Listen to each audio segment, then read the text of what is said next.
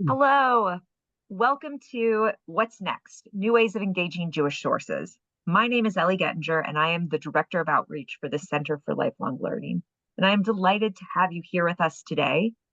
Throughout this series, our talented faculty has been highlighting ways in which they're using our textual tradition in new and different ways.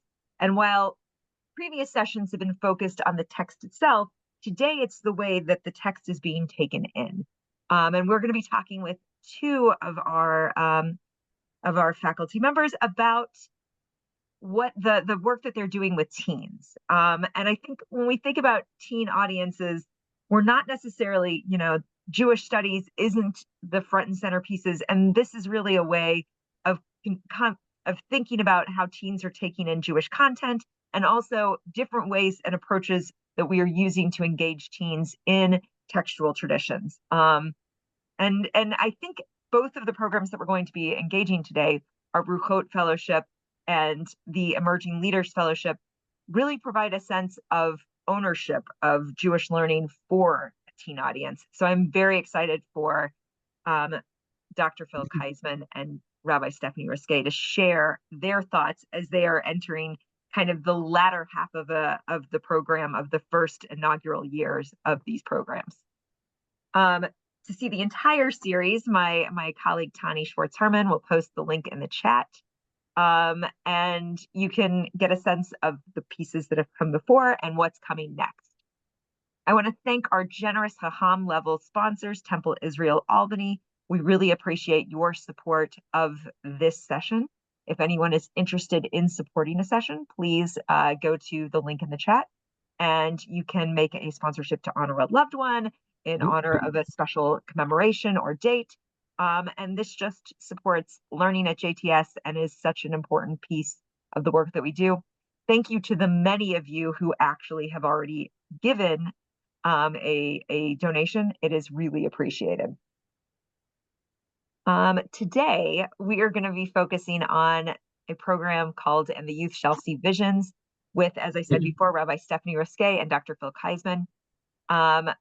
Both have been taking on these intensive fellowships with teens that have very different models and approaches, but also kind of have some similar dovetails. And we're going to be looking at this in a different approach as opposed to a frontal presentation. This is going to be an interview.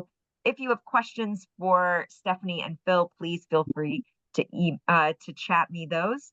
And just they're going to give you a sense of their program. So I'm going to introduce them and let them introduce their program. So to start, Rabbi Stephanie Ruskay is the Associate Dean of the Rabbinical School and Executive Director of the JTS Hendel Center for Ethics and Justice.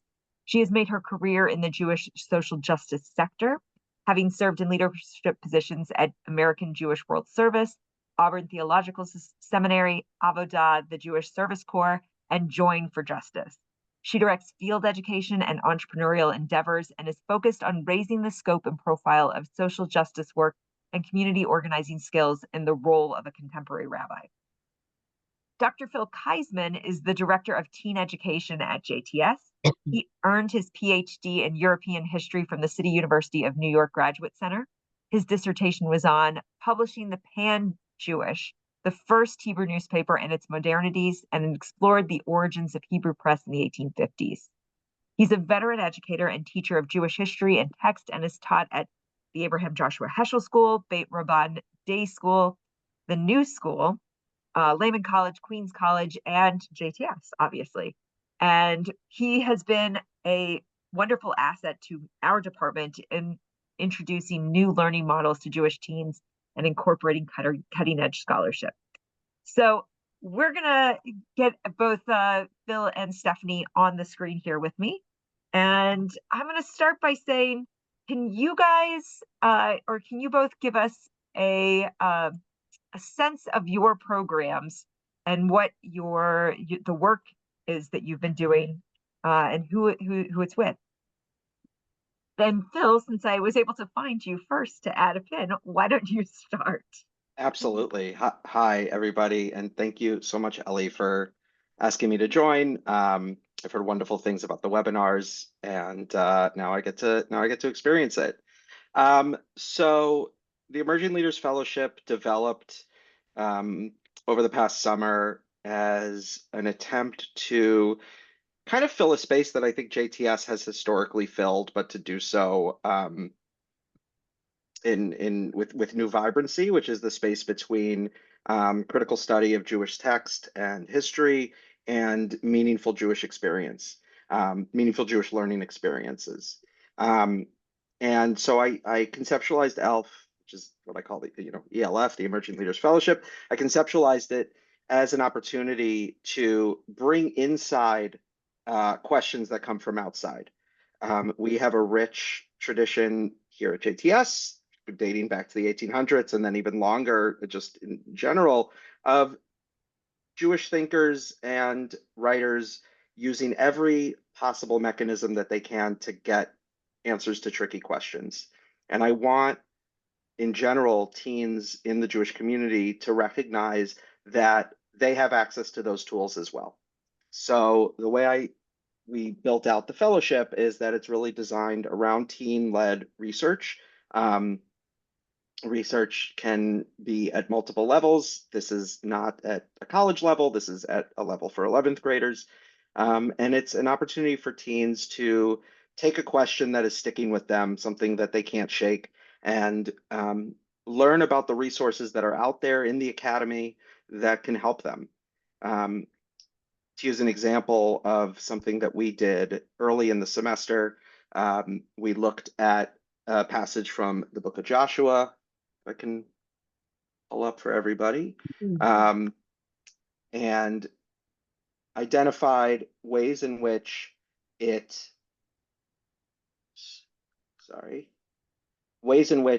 begs questions that can be answered with access to scholars like Matthew Michael, who is a Bible professor, and a second group of scholars out of Israel who are archaeology professors, to better understand the miracle in the 10th chapter of Joshua of the sun standing still. And this required an exposure to more critical approaches to biblical study, the same approaches I would say that students at List College encounter. And so that is another piece of this, is directing a program with a methodology that I know will dovetail nicely with JTS's other programs. That, in short, is an introduction to ELF.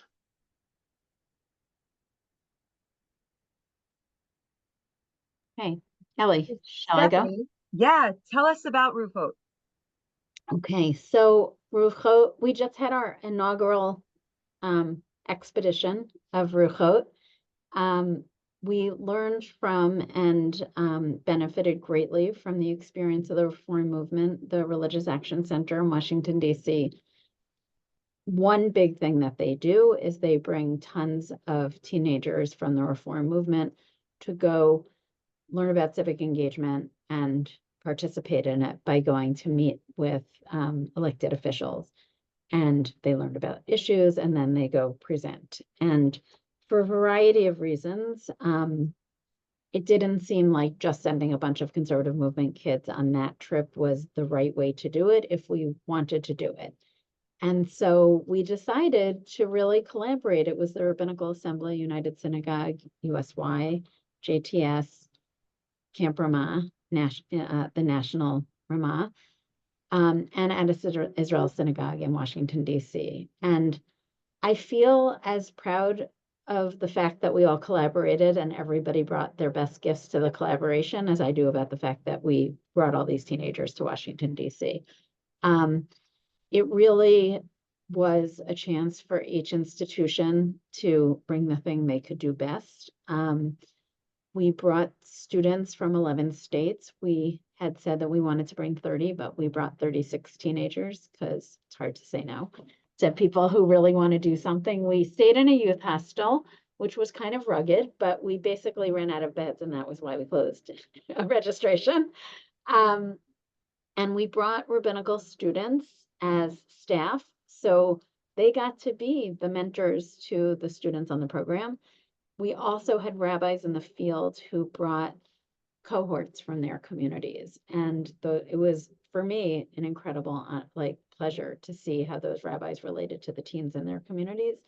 And then also for our students to get mentoring. So at lots of different levels, there was a lot of learning and sort of connecting and mentoring happening.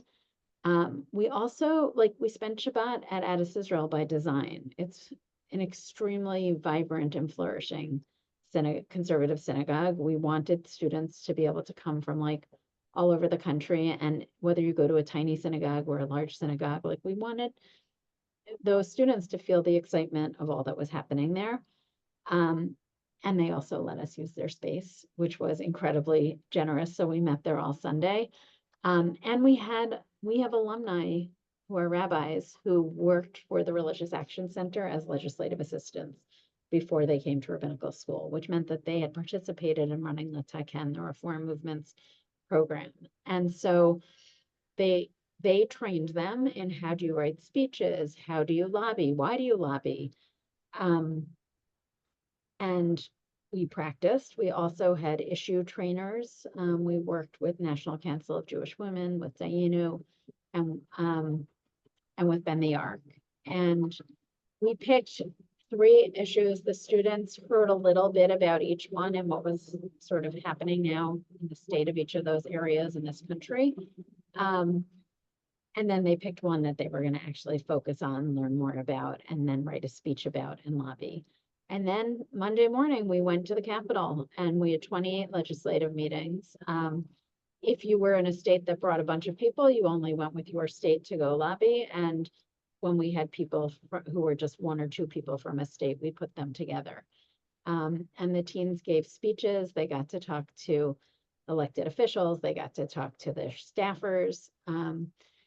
And for some of them, I was constantly, or hopefully gently, asking, did this give you any different ideas about what you might want to do in the world? As how you want to be a person who makes an impact in the world. And some of them said, I never imagined working in the Capitol, and it would be incredible to go work for a legislator. A few might have said, maybe I might want to be a rabbi. But what our greatest hope, or one of the hopes, was that they would see civic engagement as part of a Jewish obligation, that it wasn't separate. There was davening, there was text study, this is part of what it means to be a Jew. And I would say in our movement, we're often better at sharing with kids, how do you daven? How do you learn about history? How do you learn Jewish law? And in our movement, we have not yet had such a specific way that more than a few people could go learn and practice advocacy and civic engagement live. And so this felt like a chance to put a stake in the ground as now we have 36 kids who did that. And the rabbis, the rabbis and the rabbinical students also didn't ever do that in a conservative movement context before. And I hope that they will also see this as part of how you be an observant Jew.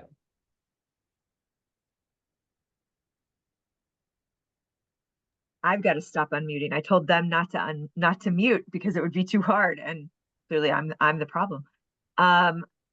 Both programs, the teens who are involved are bringing to bear things that they're already interested in. And then, Stephanie, in your case, they're saying, okay, these are the 3 issues that you had identified that would be close to the teens' interests, but you gave them leeway to go outside of that if that was.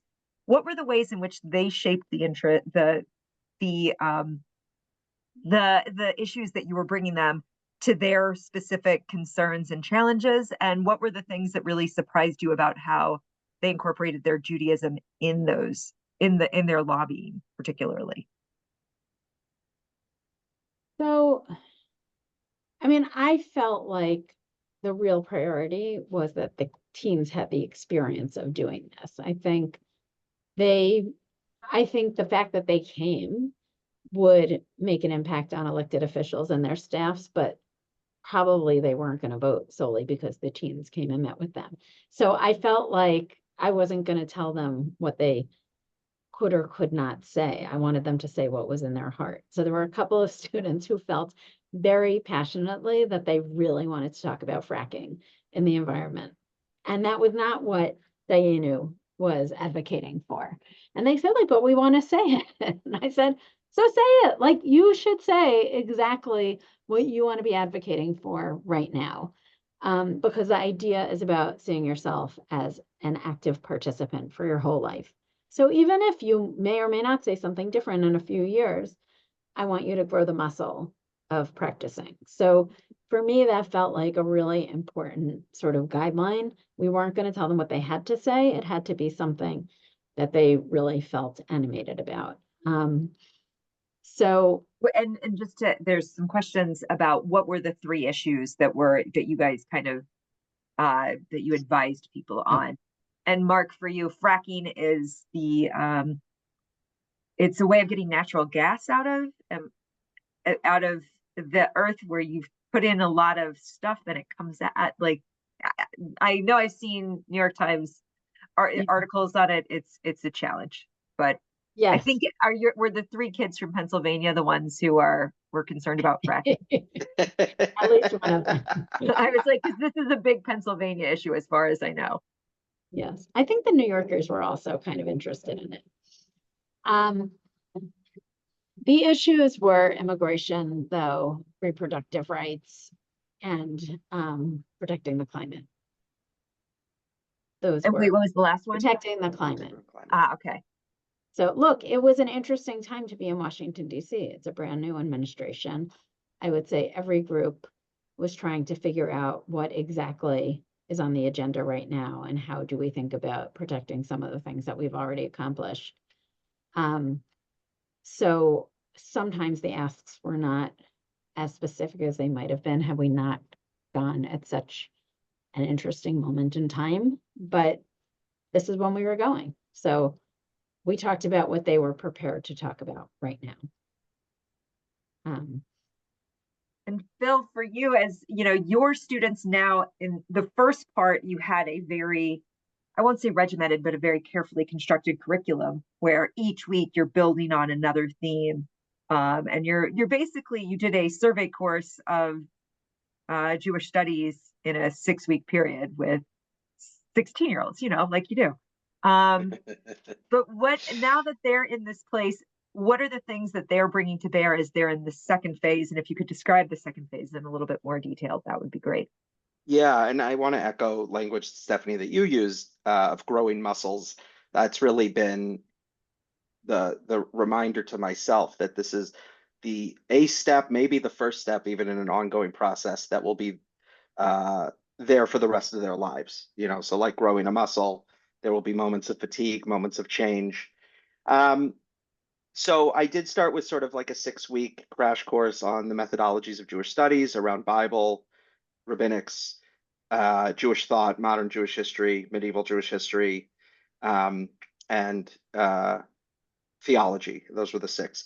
And then they are bringing to bear a lot of different things because they're from a variety of communities. Though we are mostly most of our fellows have some foot in the conservative movement or in one of the arms of the conservative movement. This is not a denominational program. Some of the students are in day schools. Some of the students are in secular schools. And so their questions are different. To give an example, a day school student is working on the concept of afterlife in the Talmud. To get to that question, you need to understand enough about what the Talmud is to know that they might talk about something like the afterlife. A student in who is not at a Jewish day school read The Binding of Isaac and realized that it had parallels in her real favorite subject, which is classics. And she is looking at the theme of child sacrifice between ancient Greek and biblical traditions. 2 vastly different topics, and I think both informed more by what the students walked in with than anything that they got from me. So what can they get from us? I think the vision is that research questions form in relationship between a mentor and a searcher, and that they change over time. You read something, you find it's not applicable, you have to tweak your research question. And so because of that, we've been employing 3 wonderful rabbinical students, JTS rabbinical students, who are serving as mentors. the mentor-mentee relationship is critical, because a mentor is both guiding you actively and also a chance for you to try something that's not going to work. And the relationship has to be safe for that kind of playful exploration. So I think the combination of allowing the students to bring what they have and also building strong relationships with our young people, with our people older than the students but younger than me, our rabbinical students, has been really successful. And that was a key part of your program as well, Stephanie, with the Ruchot Fellowship. That, and I know when we were talking, you were saying that, you know, you were seen as like the mom, whereas the rabbinical students were seen as like, these are the people that I wanna get FaceTime with. Can you describe those interactions? Well, I did spend a lot of time telling people to wear a jacket and not wear their Crocs. It was really cold. I wasn't bringing them on a 2-mile walk to shul with no jacket, but I think they saw themselves in the rabbinical students. They understood the TikTok memes that they were referencing. I picked rabbinical students who I knew really liked working with teenagers and had successful experiences. And for me, it was so beautiful I don't always see them with teenagers. I see them as our students. So to see them teaching and get to observe, and then debrief with them was incredible. And they really, I think it was a hard task to figure out when you bring, even though they all shared that they were somehow affiliated with the conservative movement. We all know that synagogues do things differently, families do things differently. Parts of the country do things differently. It doesn't mean the same thing. And we only had them for a weekend. We had them from Friday, right before Shabbat, till Monday afternoon after we lobbied. And I felt worried about how do you offer something that really feels significant enough religiously, that no one would feel like this was Jewish light. And also, how do you do something that like people that you have not encountered before are going to come for a weekend that did include a fair amount of davening and learning, and not feel like, wow, that was so much, I never want to do this again. And I felt like the students were extremely talented at, you know, one of them ran a tish on Friday night, and like tish means table in Yiddish. And the idea really was to like sing and tell stories and teach a little Torah. And like, he set it up in such a nice way that people who had not met each other before that really felt able to, like, the teens stood up and offered teachings and songs, and our students and the rabbis who were part of the group also did. But it was a very friendly, welcoming space that sort of rewarded taking a little bit of risk and putting yourself out there, to share. And similarly, one of the rabbis from Ohio did such an incredible job leading davening on Sunday and Monday in a way that like it really felt like tefillah. And if that was not your practice to usually do daily tefillah, like it felt like there was a way in. And I loved that my students got to see how that particular rabbi in the field offered such a heart opening and welcoming and rich prayer experience. So I think our students learned a ton. They also liked watching from and learning how each other led things. And I got to watch, you know, and support from behind, which was quite incredible. I think there's like that multiple layers of mentoring. And I don't know if that was an intended consequence. Like you didn't know exactly that you were going to have rabbis who came with students, or was that always part of the plan? It was always part of the hope. I didn't know, when you start a new program, you have no idea if anyone is like actually going to say yes and do what you think should happen. But we pitched it both. Part of the recruitment strategy was, I mean, we announced it in email. Probably all of you got an email that said, you know, please, if you have teenagers in your life, please tell them about Ruchot. We called a lot of rabbis personally, people who were my former students. So you're forever my former student. Watch out, you're never done with me. And said like, hey, do you want to bring a few of the teens from your community? And And our students who have internships, also every student has a 4th-year internship. So I also asked them to go see, are there any teens at your synagogue who would like to come? So it was interesting to see, and we asked a lot of questions and really looked for feedback. And I don't think that only the staff can have ideas about how to do things the best way. Like, we really asked the teenagers too, like, if you see any place to do this better, like, tell us. We never did this before. So we know how to run programs, but we never ran this program before. So no idea is too ridiculous about how to do things better.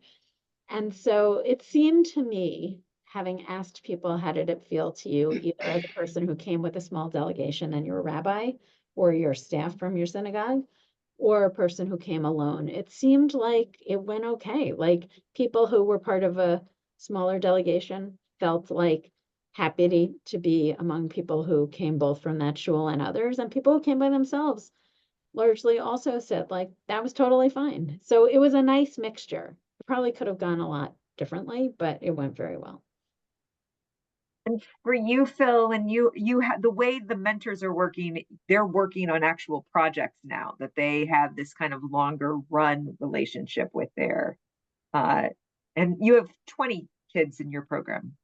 So we have 20 kids from 12 different communities in North America. Yeah, I mean, I can say this because I don't work in the Division of Religious Leadership, and I'm not a rabbi, and I've never come through JTS.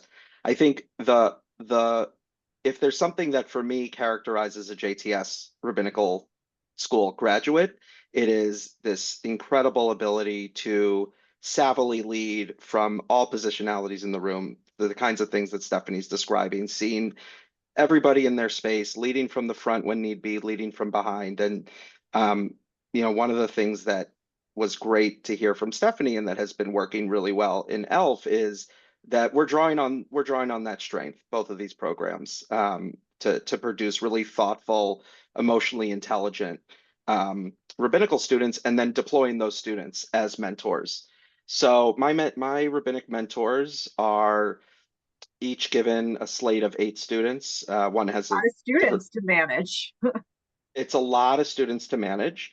And the best way I think to describe it is somewhere between a rabbi and a parasocial relationship with a celebrity. This is a distance program. The rabbinic mentors know that they are at the disposal of their students. They're mostly in contact via email. There are a few mandated check-ins between the two of them, and then 3 mandated one-on-ones where I assess the student's progress on their research project. But most of the relationship is being done in the digital sphere, which I think is both very familiar to a lot of teens and also alarming to those of us geriatric millennials for whom that's a different kind of relationship than we were brought up with. But I have been so thrilled to watch Ileana and Emmanuel and Harry, our 3 rabbinic mentors, just kind of each in their own way, simultaneously assess what a student needs in terms of how much direct oversight of their project, and also do so in a way that the students don't know they're being assessed. And I've got kids meeting with their mentor once a week. I've got kids who are their mentor has been hands off, and everything in between. And it's always been a responsiveness that I've seen in the DRL students that is just, I think, a hallmark of what JTS does best, which is emotional, intelligent, religious leadership. We'll see that. I think that the students, those rabbinical students, are going to be better rabbis because they have the experience of working on ELF. They know what their own high school education was, but as we know, the world is changing a lot and fast. So the opportunity to meet current high school students and have a sense of like what they're learning, how they're learning, what they're able to do in terms of like creating a serious project, I think will really be helpful to them in working with high school students when they're out in the field as rabbis. I hope so. I also think there's like an additive value of these feedback relationships. The rabbinic mentors are themselves, I think, more receptive to being mentored in their pedagogy, which is part of my job as their manager. And I think that receptivity is partially born with something they brought with them, and partially because they're in these feedback relationships with their students. And so I'm hoping that this is additive for what will be a very process-oriented, growth-oriented program.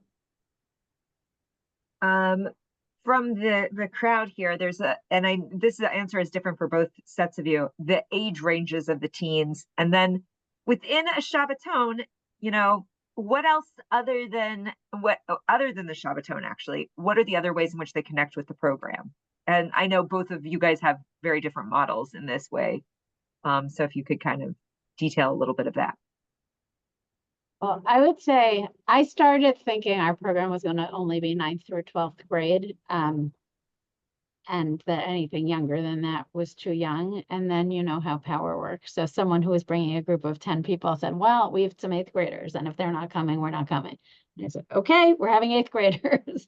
So we had 8th through 12th. And I would say because the group was big enough, like they were able to find their people, and everybody had some people. And it was a very self-selecting program. Like you had to really want all the parts of it. So I felt you had like to want to be engaged in social action, and so lobbying. The people who came were really serious, and I think that made it a very mature group. And we did 2 Zooms beforehand. We did 1 Zoom afterwards, and then I'm going to meet with each mini cohort to talk about how they do follow-up work.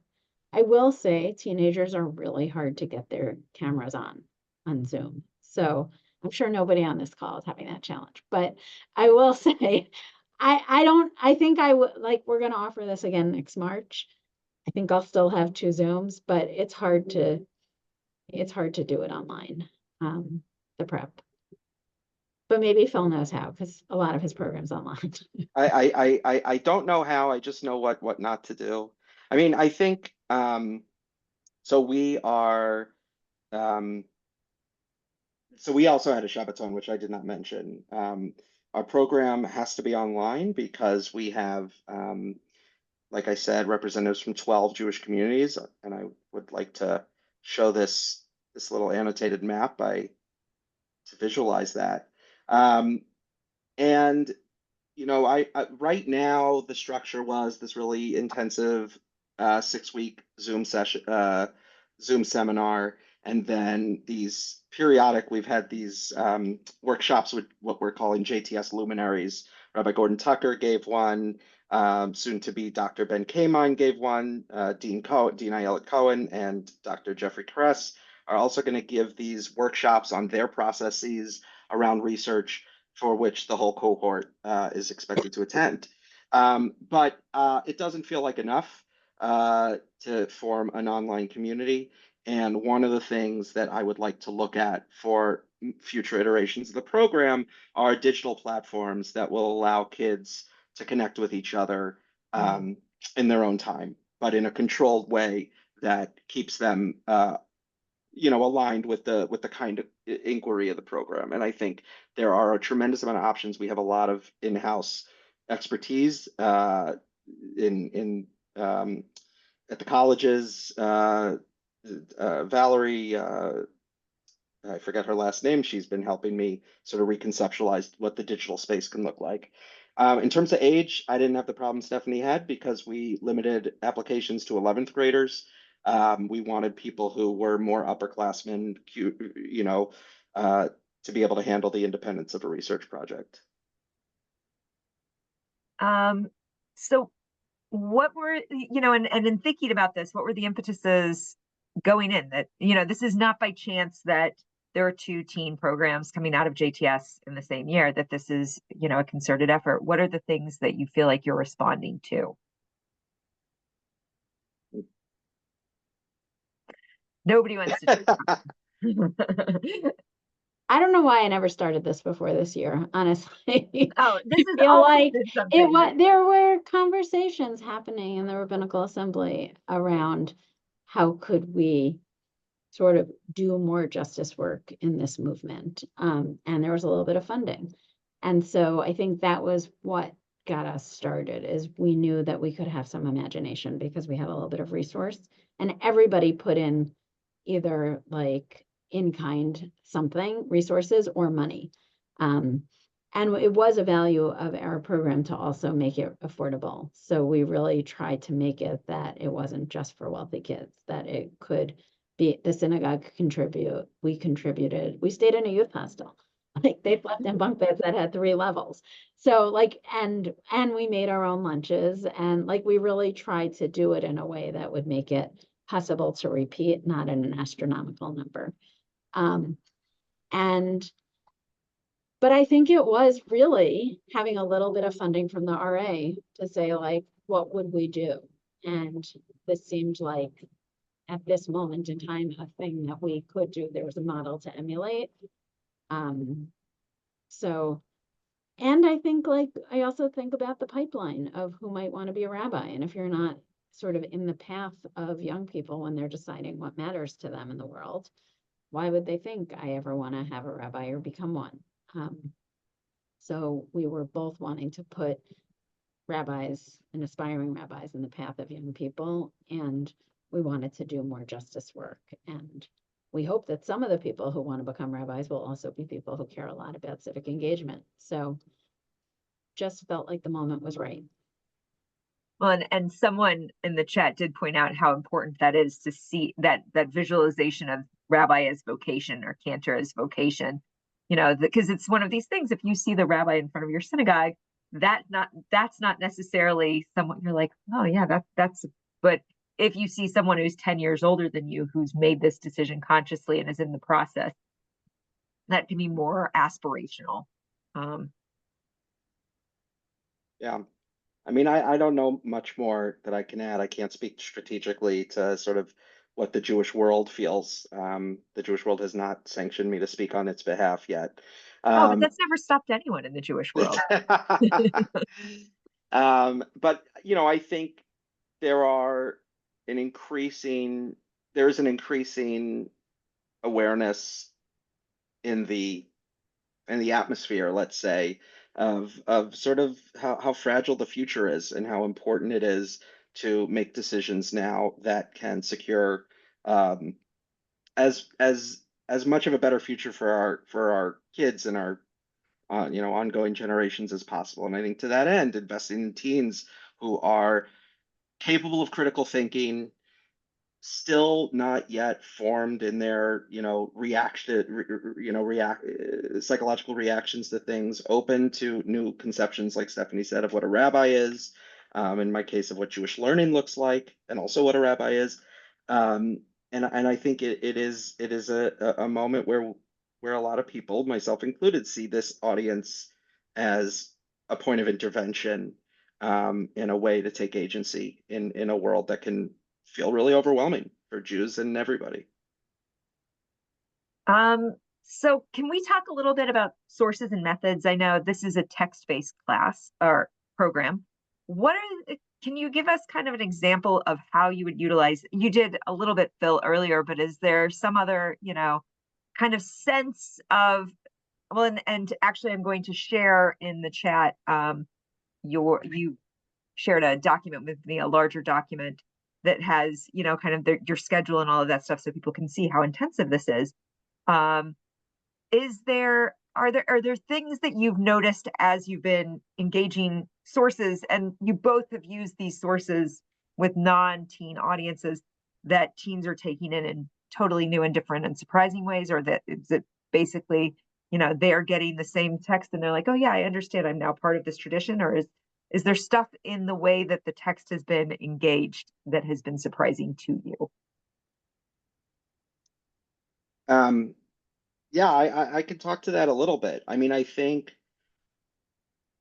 there's always something surprising that emerges out of teaching something to a new audience. It's not, if I had a mentor of mine say, the day you don't get nervous before you teach is the day you need to retire, because there's constantly this unknown, and that's the capacity to learn something new.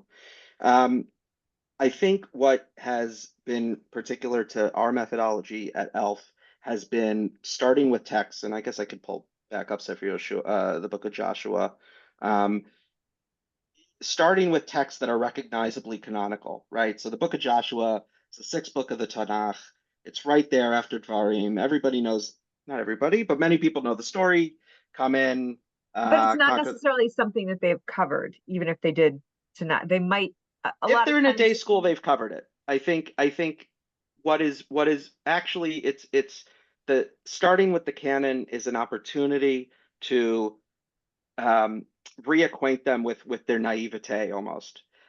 There's I think actually I think it's Neil Gilman that talks, who's now departed JTS professor, talks about second naivete as being really important in religious life, and starting with the canon and doing so in a way that purposefully draws attention to problems. So much of our religious life is, I think, unfortunately directed away from the problems that we find in our textual encounters. And here I want them to sit with the problem, to see the ways in which, for example, in this text, this is the context is there's a big battle going on in the north of what is today Israel, and Joshua speaks to the sun, and the sun stands still. But if you read closely, you notice that the miracle, as often happens in the Bible, is duplicated, and it appears 2 times. And I don't want them to synthesize the 2 accounts. I don't want them to make it make sense. I want them to see the problems. And then I want them to turn to scholarship. This is a scholar who sees the miracle of the sun standing still as being inflected with an awareness of ancient Near Eastern deities, as a polemic that the Israelites had to say our deity, Yud-Hey Vav-Hey, can do things that the other deities can't. And this is a collection of scholars, this collection here, who actually think that Joshua 10 records a tribal memory of an actual solar eclipse, and they do the work of uncovering ancient calendars to show that it happened. And what I want kids, our students, to realize is that both of these kind of answers, neither of which are technically within the canon of biblical interpretation, but that this kind of careful scholarship can and often does emerge from a really good reading of the Tanakh. And so it is the familiarity of the canonical text and then the unfamiliarity of the secondary sources that I think makes for the kind of vibrant intervention that I want the Emerging Leaders Fellowship to have, and how we train kids to approach our canon. did you find that they were taking sides in terms of which source was more compelling to them? They always take sides. Yeah.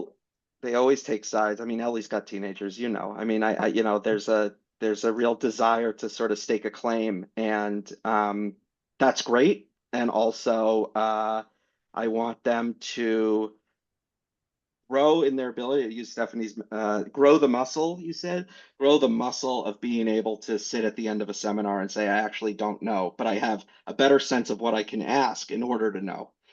That's the kind of position, that's the posture of curiosity that I want them to have. Stephanie, what are the sorts of sources that you guys were embedding in this? What were they traditional Jewish sources? Was it more in the realm of, social justice narratives? Like how and how much of that was presented by you as the coordinator, and how much was brought in by the outside consultants like Dainu and NCJW? I would say, I mean, we did on Shabbat, we did some more formation kind of thinking about like just how as a Jew in the world do you react to what is before you. We looked at texts from the Talmud that talk about the obligation to protest if you see something wrong, and that if in fact you don't, then it's as if you are the person who is responsible for that thing existing in the world. And we talked about like, how do you do that and be like a person people want to be with, right? Like there's a lot to protest. How do you do it in a way that you can manage and that other people can manage? But we also looked I at think we all need that lesson right now. we also looked at tochacha and rebuke, and like that not only is it that you're maybe doing someone a favor by pointing out when you notice that they're doing something wrong, but in fact that like what it brings up for you is a kind of hatred for them or their behavior, which then puts you at odds with like who you're supposed to be in the world and with God. And so how do you, if we were sending them in to go advocate, sometimes when you advocate, you're saying like, oh, everything you're doing is great, please keep it up.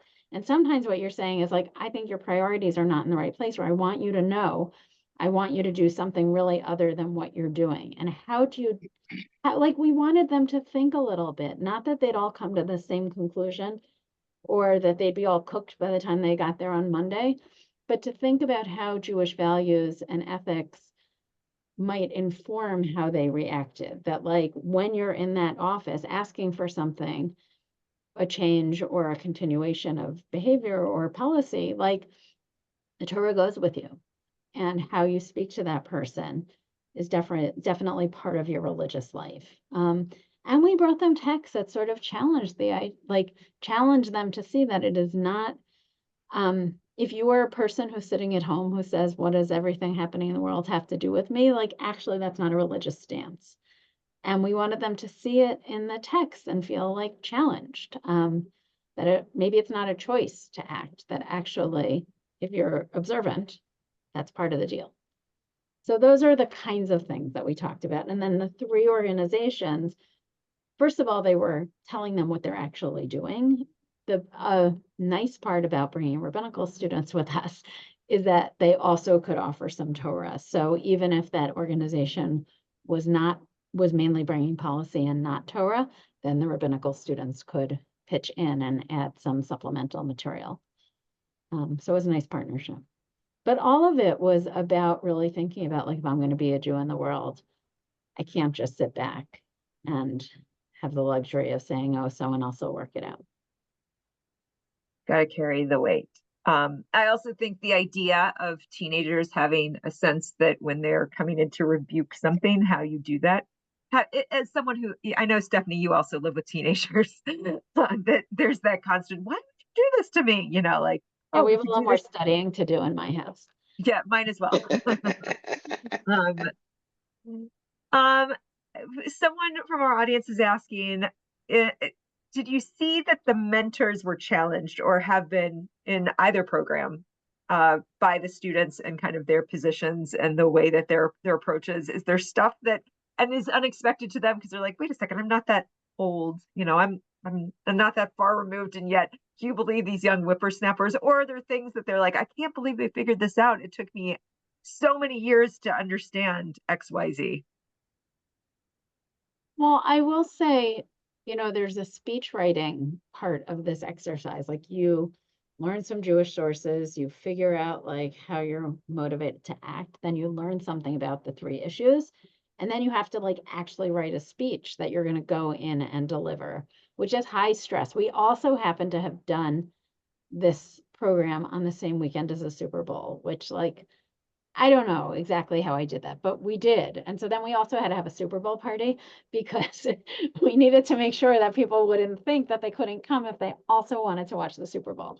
So that was very exciting, but it meant that our Sunday night was very compressed, and it felt like all of a sudden we were like in a mad race to get the speeches done. And it was incredible to watch the staff, like the rabbinical students and the rabbis who had never necessarily written a speech before that they were going to go deliver to elected officials.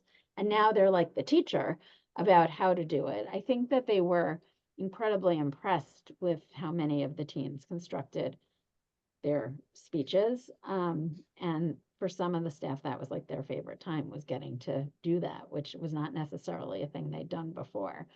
And maybe not a thing they were thinking about in high school. So I think they all grew also. So we're still in process. Tonight is actually the first. I have 4 meetings tonight, which are the first 4 of 20 mid-year check-ins, which is my opportunity to kind of step into their partnership with the mentor and see how they're doing. So with the caveat that this is all still in process, two growth edges, I think, that the mentors have encountered.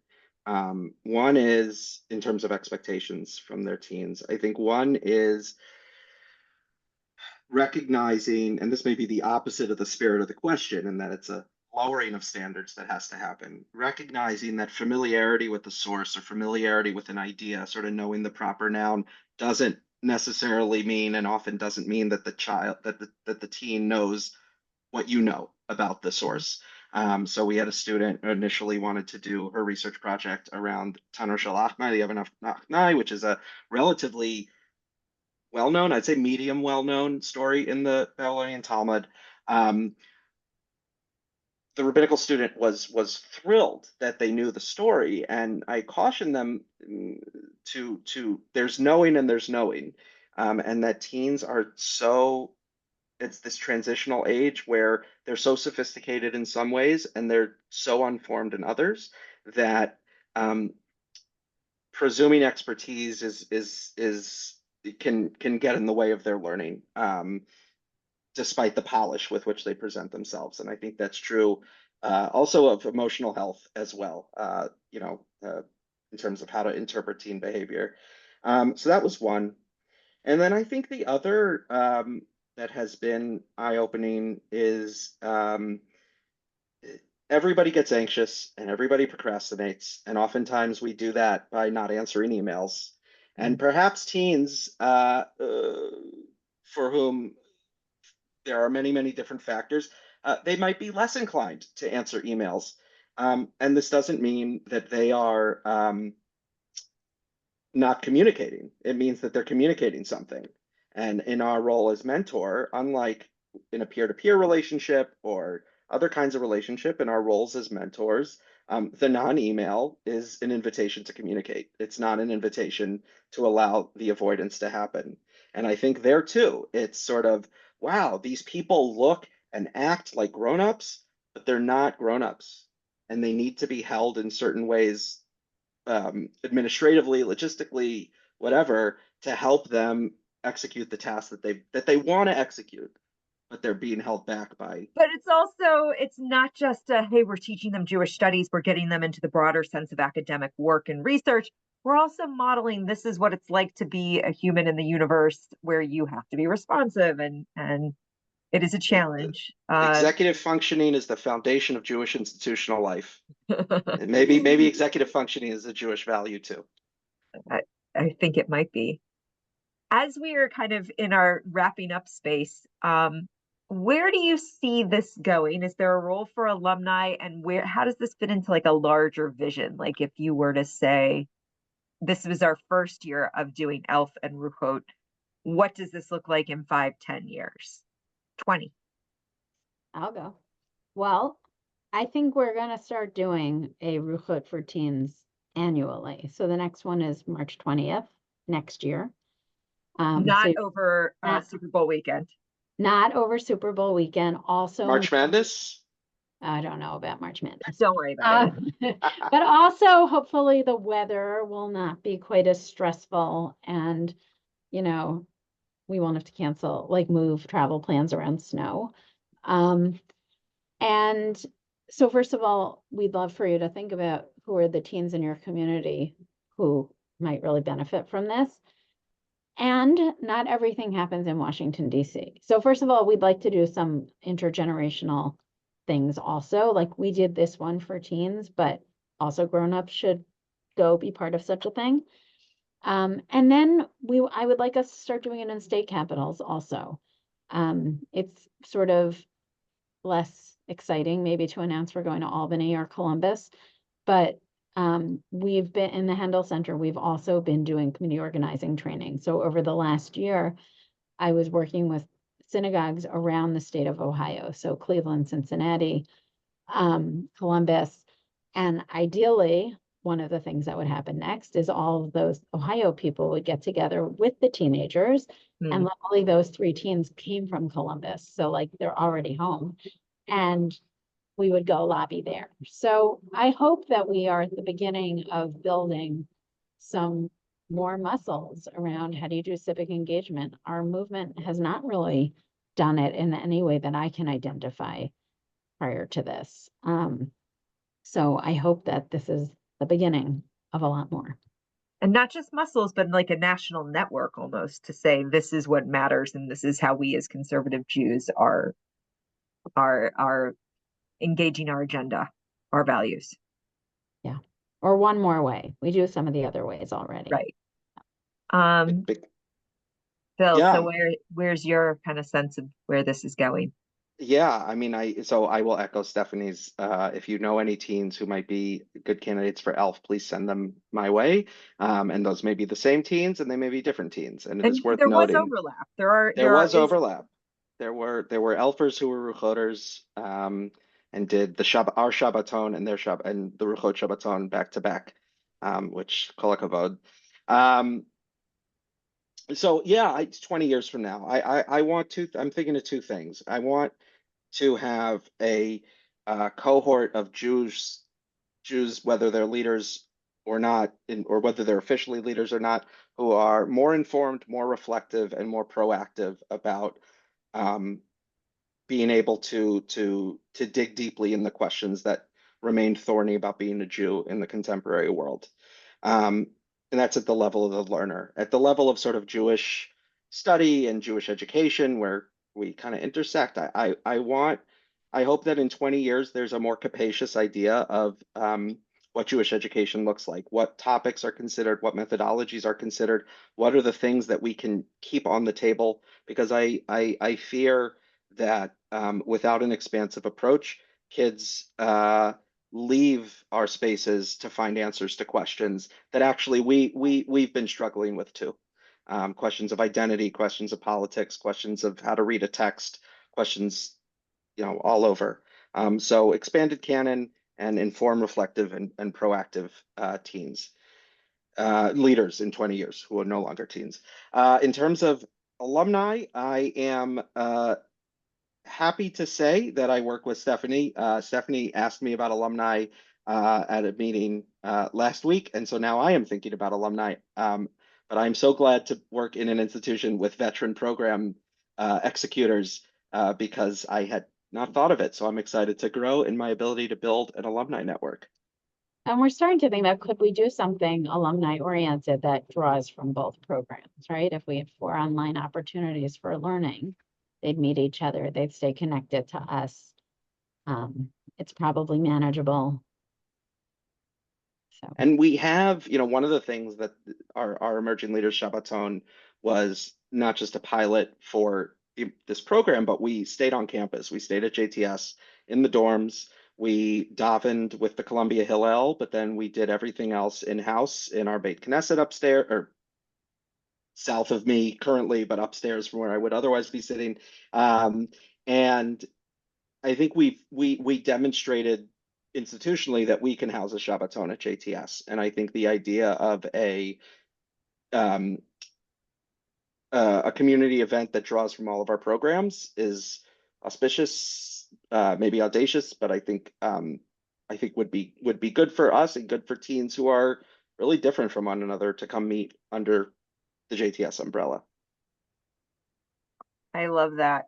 And I've so enjoyed following both of these from afar, or maybe not so afar, and seeing all of the ways in which teens are engaged and feeling that this is, it's a new sense of enthusiasm and action. And while we have done things, Pros Door has been a longstanding program, that this really is saying, okay, we're not just about teens in New York. This is a way of engaging nationally and finding, and also that it's finding interest areas for teens who have, it's not saying this is the one size fits all approach to teens.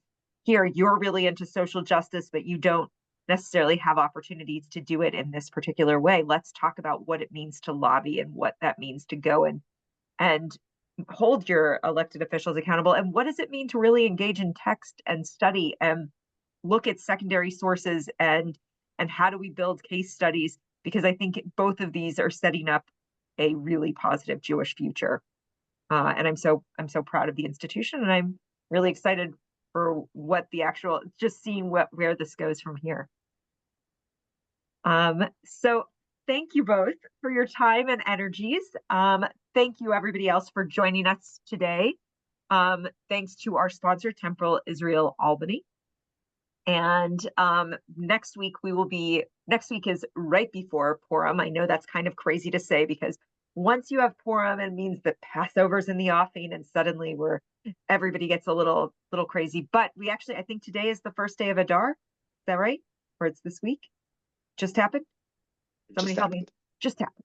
So we're in a DAR, we're happy, we're ready for this. And so next week, we're going to be meeting with Rabbi David Ingber, who's the founding rabbi of Romemu. And Romemu has recently developed a kind of a new connection to JTS in that their administrative offices are in our building. And so Rabbi Ingber has been doing some work with our staff and students, and we're really delighted to be able to share that learning with this broader audience. His topic is the masks of doubt, exploring Purim, uncertainty, and the hidden divine. And so we hope you'll join us for that. And thank you again, Phil and Stephanie. And there's much more information about both Ruchot and Emerging Leaders Fellowship online. So we'll be sharing those on the webpage with this video. Thank you. Thanks, Ellie. Thanks, everybody.